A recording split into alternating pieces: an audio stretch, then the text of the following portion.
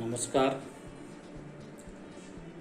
मैं प्रोफेसर बंशीधर सिंह, मजदूर किसान महाविद्यालय डंडार कला। आज मैं आप सबों के बीच हिंदी विषय अंतर्गत सेमेस्टर 2 के बच्चों के लिए ताज शीर्षक कविता को लेकर आपके बीच उपस्थित हूँ। आशा है आप इसे लाभान्वित हों। ताज शीर्षक कविता के पूर्व इस काव्य के रचनाकार सुमित्रानंद पंत की व्यक्तिगत जीवनी को भी जान लेना अत्यंत न्यायसंगत प्रतीत होता है। आइए उनकी जीवनी के बारे में हम थोड़ी चर्चा कर लें, तत्पश्चात पाठ की ओर अग्रसर होंगे। सुमित्रानंदन पंत का जन्म उत्तराखंड के अल्मोड़ा जिला अंतर्गत प्रकृति की गोद में पहाड़ की तराई में बसे कौसानी नामक ग्राम में 1900 ईस्वी में हुआ था। जन्म के कुछ ही समय पश्चात इनकी माता का देहावसान हो गया, जो किसी भी बालक के लिए अपूर्णीय क्षति है। तत्पश्चात इनका लालन पालन इनकी दादी ने किया। बचपन में इनका नाम गोसाई दत्त रखा गया। सामान्य बालकों की तरह इनकी शिक्षा दीक्षा भी गांव के ही स्कूल में। तत्पश्चात आगे की पढ़ाई के लिए ये अपने भाई के साथ वाराणसी चले गए। वाराणसी के बाद आगे की शिक्षा दीक्षा के लिए ये इलाहाबाद गए, जिसे पंत जी की कर्म भूमि भी कहा जाता है। वहाँ रहकर इन्होंने बहुत सारे काव्य या काव्यों की रचना की। जैसा कि आप जानते हैं कि बचपन का नाम गोसाई दत्त पंत हमारे कवि को पसंद नहीं था, इसलिए इन्होंने लक्ष्मण के पात्र को या लक्ष्मण की जीवनी को आत्मसात करते हुए इन्होंने अपना नाम सुमित्रानंदन पंत रख लिया। इनमें काव्य पाठ की प्रवृत्ति अपने घर से ही मिली। इनके बड़े भाई जब काव्य पाठ किया करते थे और उस काव्य पाठ को जब वे अपनी पत्नी के बीच पढ़ते या सुनाया करते थे, तो यह नन्हा सा बालक भी दरवाजे की ओट में छुपकर इस काव्य पाठ को बड़ा ही मग्न होकर सुना करता था और उसे आत्मसात करने का प्रयास करता था और अपने से भी कुछ कुछ छोटी छोटी कविताएं लिखने का वो प्रयास हमेशा किया करते थे। पढ़ाई के उपरांत या पढ़ाई के साथ साथ ये गांधी जी के असहयोग आंदोलन से भी जुड़े और देश की राजनीति में या देश की आज़ादी में इन्होंने अग्रणी भूमिका भी निभाई। तत्पश्चात इन्हें अनेक परेशानियों का सामना भी करना पड़ा। पारिवारिक विडंबना कहिए, माँ की मृत्यु, भाई की मृत्यु, बहन की मृत्यु और इस सबके पश्चात जब 1932 के आसपास इनके पिता का जब देहांत हो जाता है तो ये बड़े मर्माहत हो जाते हैं। इस बीच इन्हें आर्थिक संकट से भी गुजरना पड़ा।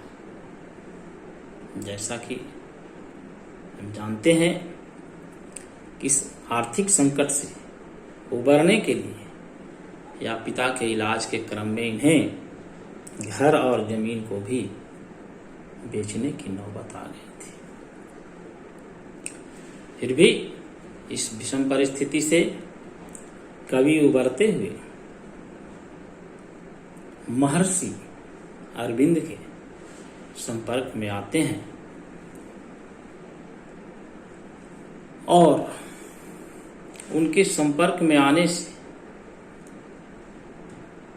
वे उनके अंधभक्त हो जाते हैं और एक नई जिंदगी की शुरुआत करने का प्रयास करते हैं।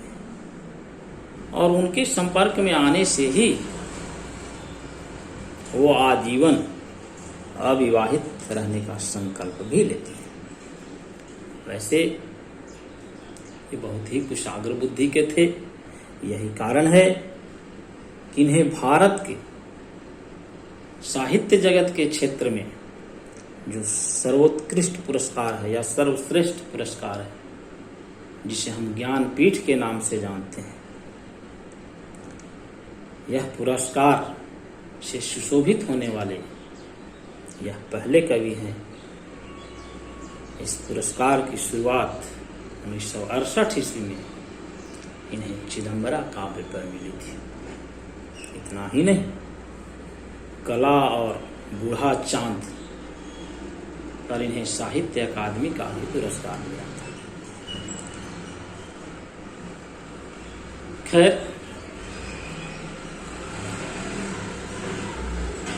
इनके काव्यों को हम 3 भागों में विभक्त करने का प्रयास करते हैं या जानने का प्रयास करते हैं। जैसा कि आप जानते हैं कि यह प्रकृति की गोद में पले बढ़े होने के कारण इन्हें प्रकृति के सुकुमार कवि के नाम से भी जाना जाता है। इनके काव्यों को छायावादी, मार्क्सवादी और अरविंदवादी दर्शन यानी 3 भागों में विभक्त किया जा सकता है या जाना जा सकता है। छायावादी काव्य के अंतर्गत,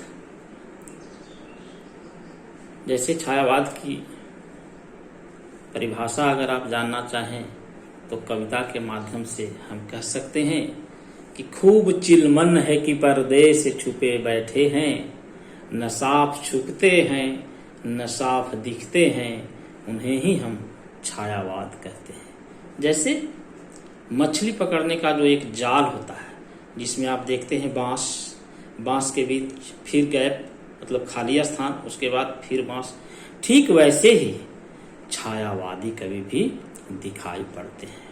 तो छायावादी काव्य के अंतर्गत इनकी रचनाएं हैं वीणा, पल्लव, गुंजन, जिसमें छायावादी शैली में लिखी गई सौंदर्य और प्रेम की कविताओं की प्रस्तुति की गई है। तो दूसरी ओर युगांत, युगवाणी और ग्राम्या में मार्क्सवादी दर्शन, सामाजिक यथार्थवादी दर्शन को उजागर करने का कवि ने अथक प्रयास किया है। तो तीसरी ओर जो उनकी कविताएं हैं, जो स्वर्ण किरण, स्वर्ण धुली, युगपथ, उत्तरा, अतिमा, रजत रश्मि इत्यादि रचनाओं में इन्होंने अरविंद दर्शन या अध्यात्म को रखने का प्रयास किया है। आइए आज हम सभी पंत की कविता ताज की ओर या ताज पर नजर डालने का प्रयास करेंगे। जैसा कि आप जानते हैं कि ताजमहल दुनिया के आश्चर्यजनक चीजों में एक है। जैसे कुछ तो हमें याद है, जैसे मास्को का घंटा, मिस्र का पिरामिड, चीन का दीवार, आगरे का ताजमहल और सिकंदर का पंजा, उसी में भारत का यह ताजमहल जो आगरे में मुगल वंश के शासक शाहजहां के द्वारा अपनी पत्नी मुमताज की स्मृति में यादगार में 1627 से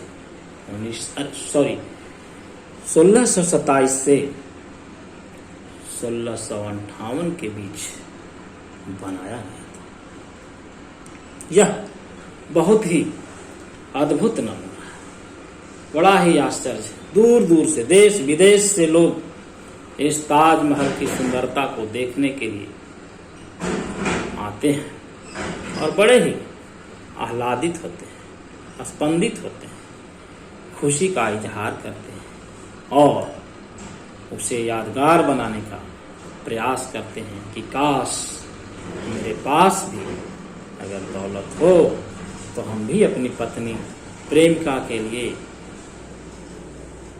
एक यादगार क्षण या पल या कुछ वैसी स्मृतियां जो हमारे जाने के बाद भी लोगों के बीच एक छाप छोड़े, उसी क्रम में कवि ताज को भी देखते हैं। एक तरफ लोग जहां ताज को सुंदरता की दृष्टि से देखते हैं, तो दूसरी तरफ कवि इसे गरीबों, नंगों, भूखों के खून पसीने से बना यह दिखाई पड़ता है। इसे शोषक और शोषित दो वर्गों के बीच कवि ने विभाजित करने का प्रयास किया है। शोषकों को कवि कोसते हैं, फटकारते हैं, डांटते हैं, तो दूसरी ओर शोषितों के प्रति कवि की सहानुभूति रहती है, प्यार करते हैं, दुलार करते हैं। वैसी स्थिति में कवि के मुख से इस कविता की पहली पंक्ति या पहला शब्द हाय है। जैसा कि आप जानते हैं कि यह रचना 1935 ईस्वी के आसपास लिखी गई है। वैसे तो युगांत में 1934 से लेकर के 1936 तक की रचनाएं संकलित हैं, लेकिन यह काव्य 1935 ईस्वी में लिखी गई है। आइए उस काव्य पाठ की ओर नजर डालेंगे। हाय मृत्यु का ऐसा अमर अपार्थिव पूजन, जब विषन्न निर्जीव पड़ा हो जग का जीवन। स्फटिक शौध में हो श्रृंगार मरण को शोभन, नग्न क्षुधा तुर्वास विहीन रहे जीवित जन। अरे मानव, ऐसी कौन सी परिस्थिति आ गई, ऐसा कौन सा समय आ गया जो तुम जीवित आत्मा को परित्याग करते हुए इन मरे हुए आत्मा के प्रति इतने ललायित हो। हाय मृत्यु का ऐसा अमर पार्थ, यानी जीवित आत्मा को छोड़ करके मृत आत्मा को उसका पूजन कर रहे हो, उसकी स्तुति कर रहे हो, उसका गुणगान कर रहे हो। अपार्थिव का मतलब होता है जो इस लोक में हो ही नहीं, जिसको हम अलौकिक कह सकते हैं, जो दिखाई ही नहीं पड़ता हो, उसके प्रति मानव जो है इतना आसक्त हो रहा है, यह कवि को शोभा नहीं देता है या अच्छा नहीं लगता है। कैसे? जब विषन्न निर्जीव पड़ा हो जग का जीवन, मतलब बहुत सारे लोग जब इस पृथ्वी पर जीवित हों, वैसी परिस्थिति में इन मुर्दों के प्रति इतनी आसक्ति, इतनी अंधभक्ति कहीं से भी अच्छी नहीं लगती है। और क्या? जब विषन्न निर्जीव पड़ा हो जग का जीवन, यानी जग का मतलब पूरा संसार होता है। जब पूरा संसार जो है जीवित आत्माओं से भरा पड़ा है, उस परिस्थिति में मुर्दों को सजाना, संवारना, दुलारना या तरह तरह से रंग रोगन करना, यह कैसी विडंबना है इस देश के लिए, इस सामाजिक व्यवस्था के लिए। बहुत ही बड़ा चोट है। और क्या है? स्फटिक सौध में हो श्रृंगार, मरण का शोभन। यानी स्फटिक का मतलब होता है कीमती धातु, या जैसे आज लोग अपने अपने घरों को सजाने संवारने के लिए तरह तरह के कीमती पत्थरों का उपयोग करते हैं। टाइल्स है, मार्बल है, संगमरमर है।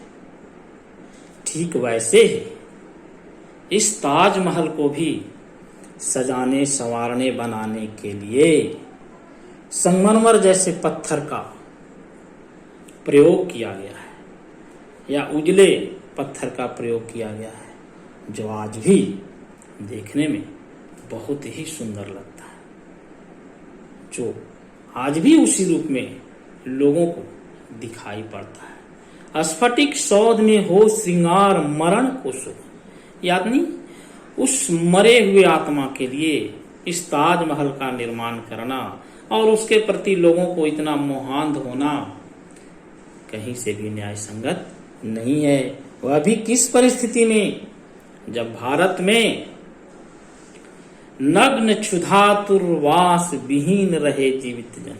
यानी इस देश में, इस राज्य में, इस गांव में करोड़ों लोग भूखे हों, नंगे हों और बिना आवास के जीवन व्यतीत कर रहे हों, उस परिस्थिति में यह कैसी बड़ी विडंबना है कि हमारे देश के लोग या बड़े बड़े शोषक लोग अपने पैसों का दुरुपयोग कर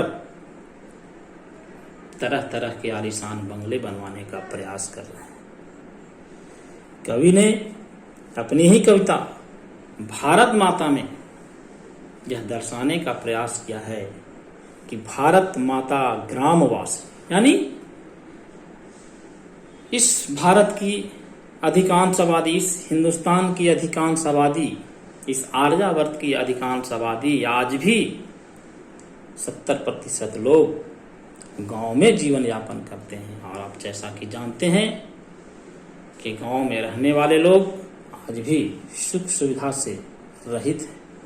न उनको समय पर भोजन मिल पाता है, न वस्त्र मिल पाता है, न रहने के लिए आवास मिल पाता है। इसी पर व्यंग करते हुए कविवर दिनकर ने अपनी कविता त्रिपथगा में लिखा है कि श्वानों को मिलता दूध भात, भूखे बालक अकुलाते हैं, माँ की हड्डी से ठिठुर चिपक जाड़े की रात बिताते हैं। युवती की लज्जा वसन बेच जब ब्याज चुकाए जाते हैं, पापी महलों का अहंकार देता तुझको है बार बार पुकार, झनर झनर झन झन झनर झन झनर झनर झन झन। यानी कहने का तात्पर्य है कि बड़े बड़े लोगों में के घरों में, जैसे टाटा हो, बिरला हो, अंबानी हो, या और भी कई तरह के जो लोग हैं, उनके घरों में कुत्ते, श्वान का मतलब होता है कुत्ता, कुत्ता भी जो है सो दूध और भात खाते हैं। लेकिन हमारे देश में अभी भी करोड़ों ऐसे नन्हे दूध मुँहे बच्चे हैं जिन्हें भरपेट भोजन नसीब नहीं हो पाता है, तो दूध भात तो उनके लिए बहुत दूर की चीज है। वैसी परिस्थिति में इस काव्य की रचना अत्यंत ही महत्वपूर्ण प्रतीत होती है और लोगों को कभी सजग होने की चेतावनी देता है। और क्या आगे कहता है? मानव ऐसी भी विरक्ति क्या जीवन के प्रति। अरे मानव, इस जीवित आत्मा के प्रति इतनी विरक्ति क्यों होती? विरक्ति का मतलब होता है नफरत। इतनी नफरत क्यों होती चली जा रही, इतना अलगाव क्यों होता चला जा रहा है इस जीवित आत्मा के प्रति? आखिर क्या कारण है? और क्या? आत्मा का अपमान प्रेत और छाया से रति, और तुम जीवित आत्माओं का, जीवित शरीर का तुम अपमान कर रहे हो, परित्याग कर रहे हो। और किसको ग्रहण कर रहे हो? जो इस लोक में हो ही नहीं, है ही नहीं, प्रेत और छाया से रति, जो इस लोक को छोड़ करके उस लोक में चले गए हैं, उनकी सिर्फ यादें रह गई हैं, उनका सिर्फ प्रतिबिंब रह गया है। कहा भी गया है, नाटक के लिए यूं ही संवरने लगे हैं लोग, परछाइयों से अपने ही डरने लगे हैं। तो इस परछाई जो ये प्रेतात्मा है, इसको कब तक तुम ढोते रहोगे? यह कैसी विडंबना है। बहुत ही विचित्र स्थिति है इस देश के लिए या इस देश में रहने वाले लोगों के लिए। आगे क्या कवि कहते हैं, प्रेम अर्चना यही करें हम मरण को वरण। अगर यही करना है और अगर मरे हुए लोगों से ही तुम्हें प्रेम करना है, अर्चना करना है, पूजा पाठ करना है, उनकी स्तुति करनी है, निवेदन करना है और उस मरे हुए लोगों को ही ग्रहण करना, वरण का मतलब होता है ग्रहण करना है, तो फिर क्या है? स्थापित कर कंकाल, यानी अपने हाथों से पूरे इस समाज में, इस देश में जितने भी मानव कंकाल हैं, उस सबको अपने आंगन में रख करके और उसकी स्तुति करने का प्रयास करें। स्थापित कर कंकाल भरे जीवन का प्रांगण, यानी इसी से तुम्हारे जीवन में आनंद की अनुभूति होती है। तो एक कंकाल क्या, बहुतेरे कंकाल को स्थापित करके और अपने जीवन को स्वर्ग बनाने का प्रयास करो। यह बहुत ही करारा चोट है इस मनुष्य के प्रति, इस मानव जाति के प्रति और उन शोषकों के प्रति। आगे कवि क्या कहते हैं, सबको दे हम रूप रंग, और इस लाश को, इस मरे हुए शरीर को हम क्या कहते हैं, तरह तरह के रूप रंग, तरह तरह के कपड़े पहनाते हैं, माला से उसे सजाने संवारने का काम करते हैं और उसको सम्मान देते हैं, आदर मानव का, यानी मरे हुए लोग को भी एकदम सचमुच ऐसा आकार देते हैं जैसे लगता है कि यह प्रेतात्मा अब बोल उठेगी। और दूसरी ओर मानव को हम कुत्सित चित्र बना दे सको। दूसरी ओर जो हमारे जीवित मानव हैं, जो मनुष्य हैं, जो गरीब हैं, लाचार हैं, बेबस हैं, जो भूख से बिलबिला रहे हैं, उनका शरीर क्या हो रहा है, भोजन के अभाव में विकृत होता चला जा रहा है। यानी उनके चेहरे पर रौनक नहीं है, उनके गाल धसे हुए हैं, पेट पिचके हुए हैं, छाती की पसलियां दिखाई पड़ रही हैं, यानी वो सुंदर होकर के भी बदसूरत दिखाई पड़ रहे हैं और जो बदसूरत हैं उसको लोग सुंदर बनाने का प्रयास कर रहे हैं। यह कैसी विचित्र विडंबना है इस देश के लिए। मानव को हम कुत्सित चित्र बना दे सका, और जो जीवित आत्मा है उसको भद्दा रूप, यानी 100 के समान हम बनाने का प्रयास करते हैं और 100 को हम जीवित मनुष्य के समान सजाने संवारने का प्रयास करते हैं। बड़ा ही यह घृणित कार्य है। और क्या, युग युग के मृत आदर्शों के ताज मनोहर, मानव के मोहांध हृदय में किए हुए है घर। अरे मूर्खो, यह जो इस ताजमहल के प्रति जो तुम्हारी दीवानगी है उस पर कुठाराघात करते हुए कवि कहते हैं युग युग की, यानी आज नहीं, आज से 500 वर्षों पूर्व ताजमहल का निर्माण हुआ था। उसको आज भी लोग याद करते हैं, स्मरण करते हैं, युग युग के मृत आदर्शों का, और उस मुमताज की स्मृति को आज भी लोग तरोताजा करते हुए उस ताजमहल को देखने के लिए जाते हैं। और मानव के मोहांध हृदय में किए हुए है घर, और उस मनुष्य के इतना मोह से जकड़ लिया गया है, या उस मनुष्य के अंतरात्मा को, या उस ताजमहल को, यह जीवित आत्मा जो है, या जो बड़े बड़े धनाढ्य लोग जो हैं, करोड़पति हैं, अरबपति हैं, उन लोगों के बीच में यह घर कर गया है कि हम भी मानव को मोहांध हृदय में किए हुए है घर, यानी दिल में, दिमाग में, मस्तिष्क में वैसे ही एक यादगार लम्हे बनाने का वो प्रयास करते हैं, यादगार स्मृति छोड़ जाने का प्रयास करते हैं और वो कसम खाते हैं कि हम भी उस ताजमहल की तरह अपनी पत्नी के यादगार में एक जरूर अद्भुत अनूठा नमूना पेश करके जाएं, ताकि आने वाली पीढ़ियां जरूर हमें याद करने का प्रयास करेगी। आगे है, भूल गए हम जीवन के संदेश अनश्वर। मनुष्य और मृतकों के हैं मृतक, जीवितों के हैं ईश्वर। मनुष्य जिसके लिए उसका जन्म हुआ है, उस संदेश को वो क्या कर रहा है? भूलता चला जा रहा है। कैसे? भूल गए हम जीवन का संदेश अनश्वर। अनश्वर का मतलब होता है जो समाप्त नहीं हो, जो नश्वर नहीं हो।